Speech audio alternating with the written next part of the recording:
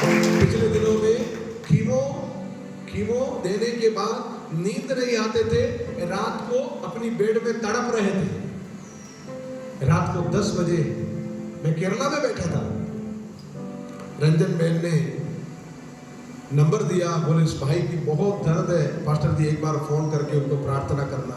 मैंने बोला जरूर प्रार्थना करेंगे, हालेलुया। अब प्रार्थना करने के लिए मेरी फोन नंबर ले जा सकता है, 24 घंटे में कभी भी आप फोन कर सकता है, दूसरे तीसरे रिंग के अंदर आप मेरा फोन उठाएंगे। Hallelujah, hallelujah, hallelujah.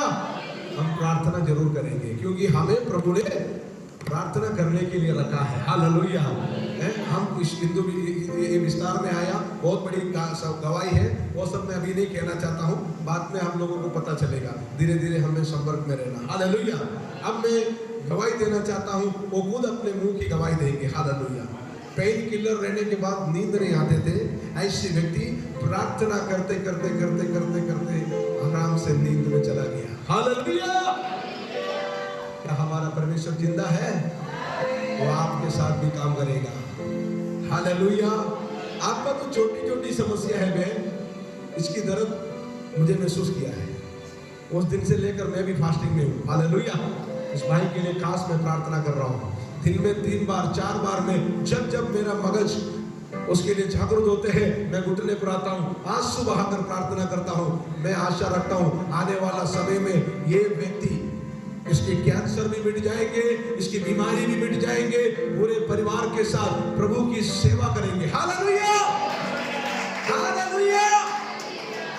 आप उसकी मुंह से उसकी गवाही को सुनेंगे। Hallelujah, hallelujah. આપણે હાલેલુયા બોલવામાં બહુ ચિંતાશાઈ કરી, બરાબર? જે જીવિત પરમેશ્વર માટે આપણે આવ્યા છે, જે જીવિત પરમેશ્વર માટે આપણે આવ્યા છે, કોઈ મરેલા પ્રભુને આપણે ભજવા નથી આવ્યા, બરાબર? એટલે આપણે હાલેલુયા બોલવામાં જ આપણી ઉન્નતિ છે। આપણે હાલેલુયા બોલવાથી જ આપણને સાજાપણું મળે છે, પણ આપણે આ કામ નથી કરતા। આપણે હાલેલુયા બોલવામાં ચિંગુસાઈ કરીએ છીએ। નાનો શબ્દ છે, એ માટે આપણે કોઈ પણ પૈસા નથી ખર્ચવાના, બરાબર? મારી બહુ મોટી સાક્ષી છે ને હું તમારી જ ભાષામાં ગુજરાતીમાં જ આપીશ, તમને સમજ પડશે।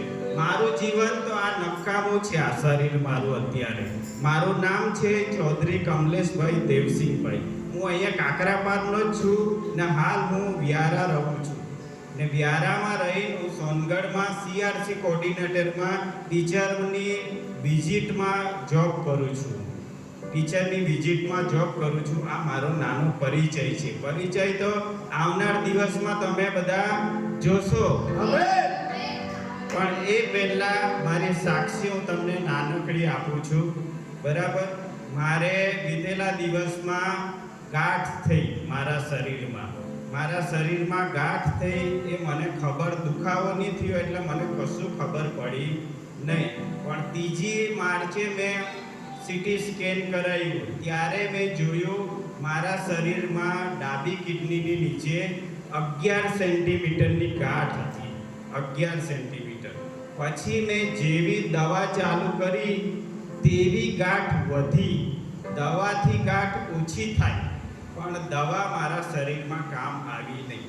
એમ કરતાં કરતાં 3 મે આવી ગયો। 3 મે મારું પહેલું ઓપરેશન થયું, ત્યારે મારા શરીરમાં કેટલી 15 સેન્ટીમીટરની એક ગાંઠ। 15 સેન્ટીમીટરની એક ગાંઠ એટલે એ ગાંઠનું વજન, ગાંઠનું ઓપરેશન કર્યું ને એ ગાંઠનું વજન હતું 2.5 કિલો। 2.5 કિલો। આ તમારી વચ્ચે ડોસવાડામાં સાહેબ ભણાવે છે, એ પણ ઓપરેશન વખત મારું જોવા આવ્યા હતા। મારી હાલત 2.5 કિલોની ગાંઠ પેટમાંથી કાઢી। પછી મને પ્રભુએ સાજાપણું આપી દીધું।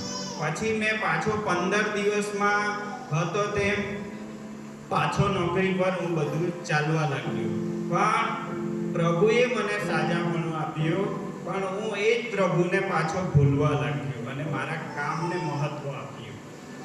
એ મારા જીવનની સૌથી મોટી ભૂલ છે, કેમ કે જેણે મને જીવન આપ્યું, જેણે મને મરેલામાંથી બહાર કાઢ્યું, એ જ પ્રભુને મેં ભૂલી ગયો અને પાછો હું મારા કામને મહત્વ આપી દીધું ને એક બાજુ મારી મિસિસ પ્રેગ્નન્સીમાં હતી. એના પણ જેમ જેમ દિવસો ડિલિવરીના નજીક આવે તેમ તેમ ફરીથી શેતાની અટેક કે શું કહેવાય એ મને ખબર નથી, બરાબર, પણ ફરીથી એ જ ગાંઠે પાછો જન્મ લીધો મારે પેટમાં. ને અત્યારે જે વખત બહુ દુખે ને એક બાજુ મારી મિસિસને ડિલિવરીમાં નાખી ને એ જ દાડા 17 તારીખે મારો દુખાવો વધી ગયો. 17 તારીખે દુખાવો વધી ગયો એટલે જેમ તેમ કરીને હું મારી મિસિસને દવાખાને હું લાવ્યો રાત્રે અહીંયા વિશ્વા હોસ્પિટલમાં. એ ટાઈમ પર બાળકીનો જન્મ 5 વાગે સવારે થયો, પણ બાળકીનો પણ બહુ જ સિરિયસલી કન્ડિશન. મારી બાળકી પણ બચી એવી નહીં. હું તમને જોઈએ તો વિડીયો બતાવું, હું જૂઠું નથી બોલતો. વિશ્વ હોસ્પિટલમાં તમે પૂછી લેજો, અને ત્યાં તમને નહીં હોય તો મોદી હોસ્પિટલમાં પૂછી લેજો. મારી બાળકીએ પાણી પી લીધું હતું અને બંને ફેફસામાં કાણા. પણ વિશ્વાસુ પરિવારમાં પ્રાર્થના થઈ. હું મોદી હોસ્પિટલની બહાર રડીને પ્રાર્થના કરતો રહ્યો અને મારી બાળકીને એકદમ પ્રભુએ સાજાપણું આપી દીધું. અને હાલેલુયા, હાલેલુયા. અઠવાડિયામાં મારી બાળકીને રજા આપી દીધી. પણ એની ટ્રીટમેન્ટ વચ્ચે 21 તારીખથી મારું ફર્સ્ટ કીમો સુરતમાં ચાલુ થઈ ગયું. એક બાજુ મોદી હોસ્પિટલમાં મારી બાળકી છે, વિશ્વા હોસ્પિટલમાં મારી વાઈફ ઘરવાળી છે ને હું છું સુરત. ને મારા પરિવારમાં જ્યારથી અમે ચર્ચમાં આવ્યા, મારા બંને પરિવારમાં, મારે સાસરીના પરિવારમાં ને મારા પરિવારમાં અમને ત્યજી દીધા હતા. અમને કોઈ સપોર્ટ કરે નહીં. જે છે તે મારી વિશ્વાસુ પરિવાર જ મારે હાથ સાથે આવી ઊભા રહ્યા. આ મારો જીવનનો નાનો પરિચય છે. Hallelujah, hallelujah. આ તો કંઈ નથી, પણ જેવો મારો ફર્સ્ટ કીમો ચાલુ થયો તે વખત સીટી સ્કેન કર્યું, તે વખત પાછી જે 2.5 કિલોની ગાંઠ હતી તે જ જગ્યાએ 3 કિલોની ગાંઠ છે અત્યારે. ડૉક્ટરે 21 તારીખનું મને ના પાડી દીધી છે, તું હવે 2 મહિનાથી વધારે નહીં જીવે. તેમ કરીને મેં હિંમત નહીં હારી અને મેં કીમો ચાલુ રાખ્યા. પણ વીતેલા 2 મહિનામાં બહુ દુખાવો થાય મને. હું રાત્રે ઊંઘી નહીં શકું ને જે કીમો ચાલુ કર્યા એનાથી મારા વાળ જતા રહ્યા. આ આખી નસ બળી ગઈ છે અંદરની મારી બધી આખી. મારાથી ખવાય નહીં. હું 2 મહિનાથી આખો બેહોશ પડ્યો હતો. મારાથી ખવાય નહીં. જેવી દવા ચાલે તેવી મને ઝાડા ઉલટી થઈ જાય. મારું વજન પણ 80 કિલો હતું ને અત્યારે 60 કિલો 20 કિલો વજન ઉતરી ગયો છે મારું. પણ દેવનો હું આભાર માનું છું. આજે દેવે મને સંભાળી રાખ્યું છે. અત્યાર સુધી મને સંભાળ્યો છે. દેવ મને આગળ પણ સંભાળશે. Hallelujah, hallelujah. એમ કરીને મેં આશાથી હારી નથી અને હું એકદમ બેભાનમાં હતો. પણ ત્યારે મને રંજનબેનનો, મારા એક શિક્ષક મિત્ર છે, એમના દ્વારા કોન્ટેક્ટ થયો અને રંજનબેન એટલા સારા સ્વભાવના બેન છે, એમણે મને બહુ હિંમત આપી. રંજનબેને મને વિનંતી આપી અને એવામાં મારો પ્રભુએ મને બહુ જ સારા પાસ્ટર જોડે મુલાકાત કરાવી, જે એકદમ નિસ્વાર્થે સેવા કરે છે. એમને કોઈ પણ જાતનો લાભ નથી. એમણે લાખો રૂપિયાની નોકરી છોડીને આપણી વચ્ચે છે. એ પાસ્ટર જોડે મને મુલાકાત કરાવી. એ પાસ્ટરે ગયા રવિવારે મારા માટે આંસુ પાડ્યા. મને એટલી હિંમત આપી. હું 2 મહિનાથી બેભાન હતો. મારાથી ખાવાનું નહીં ખવાય, મારાથી ચલાય નહીં. આ નાનું કેમ પ્રેગ્નન્સી વાળા 2 મહિનાનું છોકરું લઈને ફરે છે, 3 મહિનાનું, એ રીતે જ છે. પણ અત્યારની જે ટ્યુમર છે એ કેન્સરથી પણ મોટું છે. 3 કિલોની તો અહીંયા ગાંઠ છે, અહીંયા 1 કિલોની ગાંઠ છે ને બાકી નાની નાની આખા શરીરમાં છે. તો પણ મેં હિંમત નથી હારી. પાસ્ટર સાહેબે મને બહુ હિંમત આપી. એ રાત્રે પાસ્ટર સાહેબ મારા માટે રડ્યા. પાસ્ટર સાહેબ એમના ગામ હતા અને હું હોસ્પિટલમાં હતો. ત્યાંથી પ્રભુએ અદ્ભુત કામ કર્યું. Hallelujah, hallelujah. હું અત્યારે ઊભો રહેવાનું કન્ડિશનમાં નહીં હતો, પણ પાસ્ટર સાહેબની પ્રાર્થના, પાસ્ટર સાહેબના ઉપવાસ મારા માટે નવું ઉજાગર લઈને આવ્યું છે. Hallelujah, hallelujah, hallelujah. અત્યારે મને ડોક્ટરે ના પાડી દીધી છે, તો પણ મેં હિંમત નથી હારી. મેં ગયા 5 દિવસથી એક પણ પેન કિલર દુખાવાની દવા નથી લીધી. Hallelujah, hallelujah. મને હવે ડોક્ટરો પર વિશ્વાસ નથી. મને ડોક્ટરોનો ડોક્ટર જે જીવિત છે એના પર વિશ્વાસ છે.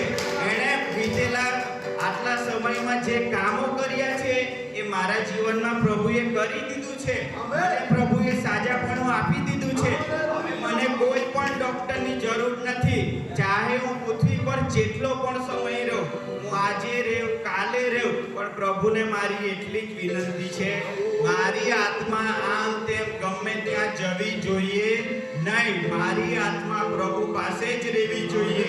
કેમ કે આપણે તો એક દિવસે મળવાના જ છે. આપણે એક દિવસે મળવાના જ છે. મને મારી ચિંતા નથી, મને મારા પરિવારની ચિંતા નથી. કેમ કે મારા પરિવારને પ્રભુએ સાજાપણું આપી દીધું છે, સંભાળી લઈ લીધું છે. Hallelujah, hallelujah. કેમ કે મેં મારા આ મરેલા શરીરનું વિચારતો નથી. જેટલી પણ પૃથ્વી પર જેટલી પણ મુસાફરી હશે, 1 વર્ષ હશે, 2 વર્ષ હશે, જે પણ હશે તે હું નથી જાણતો, પણ મારો પ્રભુ જાણે છે. હાલેલુયા. એટલો વિશ્વાસ છે, પ્રભુ મને 70 થી 80 વર્ષ પહેલા પૃથ્વી પરથી લેશે. ત્યારે જેટલી બીમારી હશે, જેટલું દુઃખ હશે, એની મને ચિંતા નથી. કેમ કે આ દુઃખ માટે મારા પ્રભુએ હજારો વર્ષ પહેલા કલ્વરીના ક્રૂસ પર બલિદાન આપ્યું છે. હજારો વર્ષ પહેલા મારા પર મારા પ્રભુએ કાંટોનો ભોગ જ પહેર્યો છે. મારા પ્રભુએ ખીલા ખાધા છે. જે પ્રભુને હું કેવી રીતે ભૂલું? જે આપણે પણ ભૂલવાનું નથી. એ પ્રભુ માટે જ આપણે જીવન જીવવાનું છે. એટલે હું આ મારી બીમારીને હવે જોતો નથી. મને મારા પ્રભુએ સાજાપણું આપી દીધું છે. અને આવનાર દિવસોમાં મને પૂરી વિનંતી, પૂરી ઈચ્છા છે. ડોક્ટરો જૂઠા પડશે, મારો પ્રભુ હાચો કરશે. Hallelujah, hallelujah, hallelujah. આ જૂઠી સાક્ષી નથી. તમારા પર અહીંયા જોઉં છો, અહીંથી બિયારાથી લઈ રિધમ હોસ્પિટલથી લઈને બધા તમે સીટી સ્કેનના રિપોર્ટ જોઈ શકો છો. તમે બધું જોઈ શકો છો. જરા પણ આ જૂઠી સાક્ષી નથી. અત્યારે આ અઠવાડિયા પહેલાની ઘટના છે. આ પાસ્ટર સાહેબના પ્રાર્થનાથી મને સાજાપણું મળ્યું છે. Hallelujah, hallelujah. હું આટલો બેન બોલી નહીં શકતો હતો, આટલો ભાઈઓ હું બોલી નહીં શકતો હતો. મારાથી ખાવાનું નહીં ખવાય, મારાથી પાણી નહીં પીવાય. ટીમો ચાલે એટલે મારાથી કઈ બી જે પણ કરે એટલે બધું નીકળી જાય. હું આટલો ચાલી નહીં શકતો હતો. પણ વીતેલા ગયા અઠવાડિયામાં ગુરુવારે જ્યાં મારું સાયન્સ ફેર મોટા તારવાડા હતું, બિહારાથી મોટા તારવાડાનું અંતર 70 કિલોમીટર હું ડાઈવર લઈને ફરતો હતો. પણ મારા પ્રભુએ એટલું સામર્થ, એટલી શક્તિ મને આપી. મેં ડાઈવર વગર ત્યાં મોટા તારવાડા 70 કિલોમીટર ટ્રાવેલિંગ કરી. અને ત્યાંના શિક્ષકો બધા વિચારમાં પડી ગયા, આ ભાઈ તો ક્યાં આવી ગયો, આમનું શું કામ હતું? પણ નહીં, હું મારી નોકરી જોડે પણ અન્યાય નહીં કરું, મારા પ્રભુ જોડે પણ અન્યાય નહીં કરું. એટલે મેં મારું મન માન્યું નહીં અને હું ત્યાં ગયો. 70 કિલોમીટર ગયો અને ત્યાં મારી નોકરી ફરીથી મેં ચાલુ કરી દીધી. અને અત્યારે આજની તારીખમાં મારાથી પાણી પણ સારું પીવાય છે, મારાથી ખવાય પણ છે. ને એટલું સારું પાસ્ટર સાહેબે જે રીતે મને કીધું એ રીતે હું પ્રાર્થના કરીને સૂઈ જાઉં, બાઇબલ વાંચીને સૂઈ જાઉં અને વચનો વાંચીને તો મને એટલી સરસ ઊંઘ આવે કે મને કોઈ પણ